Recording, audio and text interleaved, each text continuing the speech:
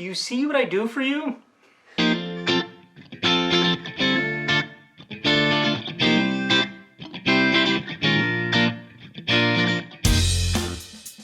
Hello and welcome to Intoxicated Masculinity. If it's Wednesday, we have a cocktail video coming at you, and today we have something, as you can probably guess, a little bit interesting, different. This is something I've talked a little bit on the channel before, but I research all the cocktails that I do on the channel. This one has probably been the most challenging. This is definitely going to be the most challenging cocktail that I do, and that's of course the Ramos Gin Fizz. The Ramos Gin Fizz was invented in New Orleans by Henry Charles Ramos sometime either the late 1880s or the early 1890s. The cocktail, I mean, the gin fizzes were very popular at the time, and Ramos was sort of the best regarded.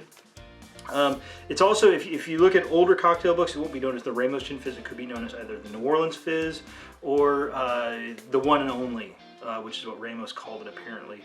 It's a very challenging cocktail to make. The reason I brought out all these books is, so the whole point of this cocktail is we want a nice foam puck that will come up out of the glass.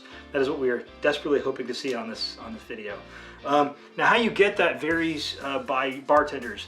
There are some bartenders that would put this in a blender.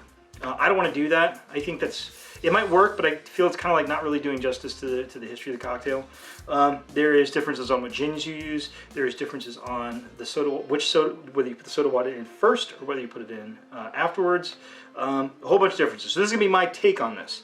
And God willing, at the end of this video, you will see a Ramos Gin Fizz with a nice foam puck that is rising up out of the glass. So, without further ado, let's get our ingredients together and make it. Okay, so we got all our ingredients here, and we're making this cocktail for the first time, because I definitely didn't mess one up before, which you won't see. All right, starting off, we're gonna go with our citruses. Starting off, we're gonna do ½ an ounce of our lemon juice. ½ an ounce of our lime juice.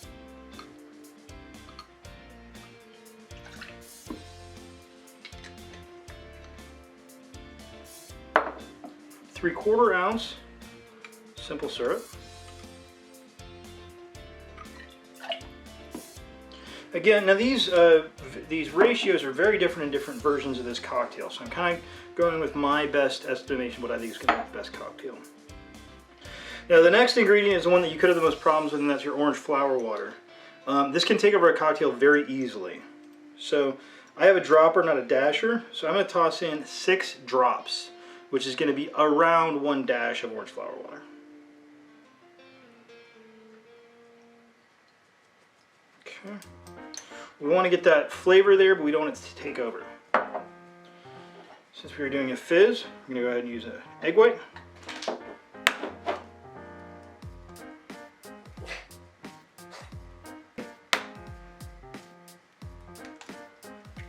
Okay. Go ahead and get that egg white in there. And then make sure to wash that very sticky egg white off your hands. Next we're going to toss in kind of a heavy ½ an ounce of heavy cream. Again, the ratios are kind of all over the place, so I'm kind of doing my best. Finally, never forget to put in your spirit. In this case, like I said, I'm going with an Old Tom. That seems like the more traditional choice for this cocktail. I'm going to go 2 ounces. Now, since we're doing an egg white cocktail, we're going to want to go ahead and dry shake this first. This shake is going to be the much less intense of the 2 shakes we're going to do. So just give that a good dry shake. Make sure to get your egg frothed up real well.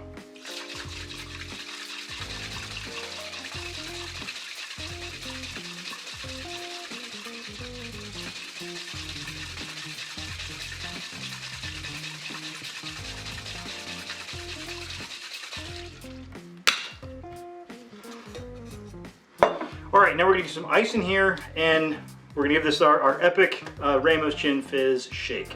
The histories say that the shakes of this were up to 15 minutes long. I'm not gonna shake for 15 minutes. What I see realistically is more between 3 and 5 minutes. So to err on the side of caution, I'm gonna go ahead and shake for 5 minutes. Okay, so for this shake, we're gonna put in 1 small and 1 big cube.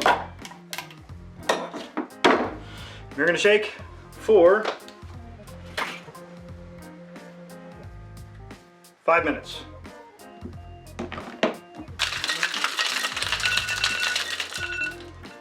All right, we've completed our 5-minute shake. My hands are very cold, my arms are very tired. All right, so I am going to gate this pour, but only just a little bit. Now you've got this little thing on your Hawthorne strainer. You want to leave that as open as possible. I'm going to pretty much let everything through except for any little or fairly large chunks of ice that are left over.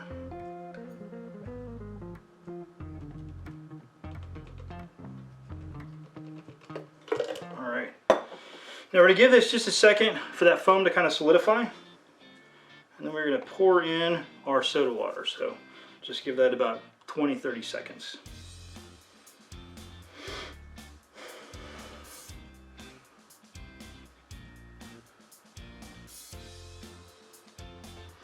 All right, here we go.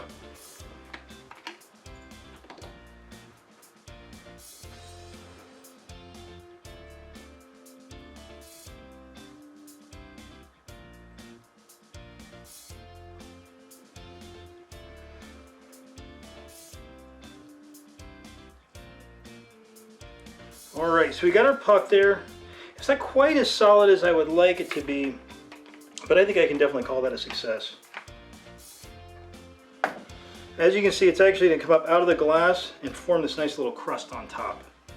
So, most important part is though, what does it taste like? All right, so I'm going to go ahead and toss a straw in here. That is very thick.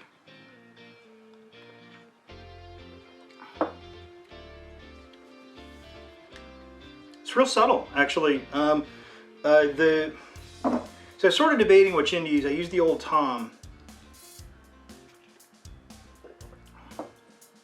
You're getting it, but it is a sweeter gin. I think again, if I was to do this over again, which I will not, I think I might actually go for a London Dry, something to stand out a little bit more in the cocktail. But it's very refreshing. The 7 drops of orange flower water, I think is just about right, or I think I did 6. 6 or 7 drops of orange flower water is just about right. You don't go too much more than that, it's going to take over the drink. You just got this nice little foam on top. It's a great cocktail. It's kind of interesting. Do not order it at a busy bar or they will attack you. But yeah, on that bombshell, I want to thank everybody for watching. Please like, share, and subscribe. Have a good drink and have a good day.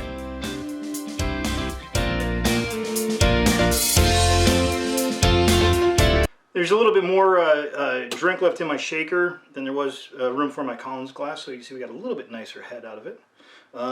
Yeah, fun cocktail.